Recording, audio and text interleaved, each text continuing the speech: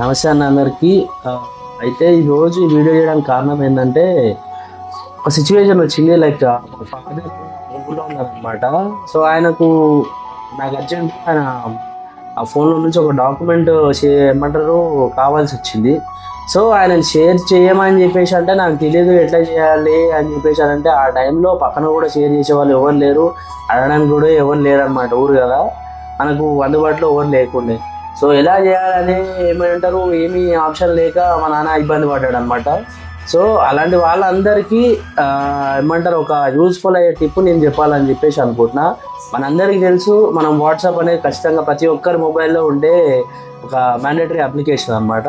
So ఆ WhatsApp through అయితే మనం డాక్యుమెంట్స్ అయితే షేర్ చేసుకుంటాం. సో ఆ వాట్సాప్లో ఆయనకు షేర్ చేయడం రాదు కాబట్టి ఆయన మొబైల్ నుంచి ఆ డాక్యుమెంట్ని నేను షేర్ చేసుకోవచ్చు. So there is a one possible way. అదేంటంటే వాట్సాప్లో వీడియో కాల్ చేసిన తర్వాత మనకు లెఫ్ట్ సైడ్ డౌన్ కార్నర్లో లెఫ్ట్ సైడ్లో మనకు 3 డాట్స్ అనేది ఉంటాయి అన్నమాట. ఆ 3 డాట్స్ క్లిక్ చేసిన తర్వాత దాని స్క్రీన్ షేర్ ఆప్షన్ అని చెప్పేసి ఒక ఆప్షన్ వస్తుంది అనమాట.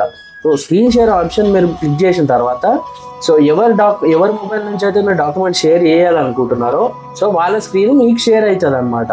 సో మీకు షేర్ అయినప్పుడు మీకు కావాల్సిన డాక్యుమెంట్ని, మీకు కావాల్సిన ఫొటోస్ని, మీకు కావాల్సింది ఏదైనా సరే వాళ్ళ మొబైల్ నుంచి మీ మొబైల్కి మీ అంతటా మీరే, వాళ్ళకి తెలియదు కాబట్టి మీరే షేర్ చేసుకోవచ్చు అనమాట. సో మీకు ఈ ఆప్షన్ అందరికీ తెలుసు. సో ఇంకా చాలామంది తెలియని వాళ్ళు ఉన్నారు.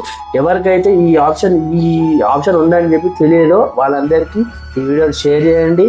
దానికి ముందు like, share and subscribe to Rajanna education channel.